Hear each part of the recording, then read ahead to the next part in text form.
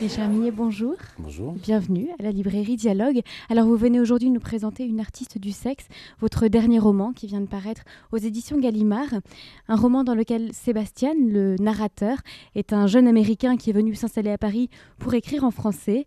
Et il raconte la relation particulière qu'il a entretenue avec Rebecca, une jeune métisse, artiste du sexe. Alors avant tout, comment le personnage de Sébastien est-il né et pourquoi avez-vous décidé de lui donner la première personne, à savoir le jeu ? Question difficile, comme tout ce qui touche à l'origine. Disons que j'étais un peu fatigué de mon double littéraire, Pascal Bugeaud, qui intervient dans ce livre aussi. Et je voulais lui donner une espèce de contradicteur. Donc le meilleur contradicteur pour un écrivain français, c'est forcément un écrivain américain. Mais ce contradicteur est un peu agaçant puisqu'il décide de ne pas être américain, mais de jouer au français. En fait, il est venu en France pour écrire en anglais, mais il trahit son pays, chose extrêmement intéressante, en écrivant en français. Mais pas pour devenir un écrivain français, juste pour écrire un livre qui sera le récit de sa relation un peu particulière avec cette Rebecca. Alors justement, tout au long du roman, Sébastien cherche à raconter la femme à la fois attirante et redoutée qu'est Rebecca, en racontant et en revisitant ce qu'ils ont vécu ensemble. Qu'est-ce qui les relie fondamentalement, ces deux personnages, et d'où vient la fascination qu'elle exerce sur lui ? Je pense que ce qui les relie, c'est une énigme, quoi. Ils sont l'un pour l'autre une sorte d'énigme, surtout Rebecca pour Sébastien. Les femmes sont plus une énigme, plus énigmatiques d'une manière générale que les hommes. Les hommes sont extrêmement simples au fond, prévisibles. Et en même temps, bon, pour être plus précis, ce qui les lie, c'est, disons, une pratique littéraire qu'ils ont, tous les deux, puisqu'elle aussi écrit en français alors qu'elle est d'origine danoise et maori en même temps.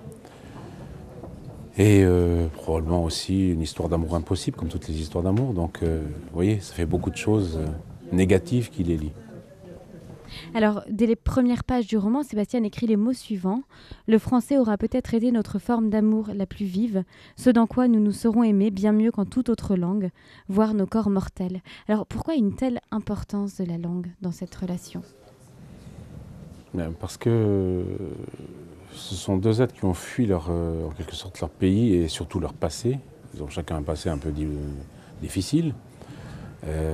Tous les deux enfants de divorcés, tous les deux problèmes avec le père, avec la mère, enfin, etc., etc. Et surtout, ils ne veulent pas, comment dirais-je, écrire dans une autre langue que le français tant que cette histoire d'amour, entre guillemets, les lie. Et donc on comprend peu à peu, au fond, ils comprennent peu à peu, très probablement, que c'est leur histoire d'amour véritable, c'est une histoire de langue. Vous pouvez étendre le mot langue à tous les sens que vous voulez, mais principalement linguistique, disons. Alors vous l'avez évoqué tout à l'heure, cette relation tortueuse, elle est placée sous la bienveillance quelquefois trompeuse de Pascal Bugeaud, un écrivain qui est le modèle de Sébastien, mais face à qui Sébastien va osciller entre admiration profonde, mais en même temps agacement. Cet écrivain, Pascal Bugeaud, on l'a déjà retrouvé dans d'autres de vos romans. Il s'agit de votre double littéraire. Comment est-ce que cette place dans le roman s'est imposée pour lui ? À savoir qu'on ne le découvre qu'à travers le regard de Sébastien. Et ça m'intéressait de me moquer de lui. Et il faut se moquer de soi, si vous voulez. Il faut pas trop se prendre au sérieux. Donc les écrivains ont une tendance particulière à se glorifier eux-mêmes, se prendre pour le centre du monde. Alors, malgré lui, Pascal Bugeaud était devenu un peu trop important, encombrant pour lui-même. Donc ce jeune écrivain le titille et ça lui fait le plus grand bien. Il se moque de lui ouvertement même. Voilà. Une gifle à un écrivain de temps en temps, ça fait pas de mal. Vous avez publié plus de 60 ouvrages depuis 1983 avec de nombreuses thématiques différentes, mais des thématiques qui revenaient. Cet ouvrage-là, il apparaît un petit peu comme une rupture ou un passage comme la fin d'un cycle ou peut-être le début d'un nouveau cycle. Quelle place est-ce qu'il a dans votre œuvre ? J'essaie de ne pas m'imiter moi-même.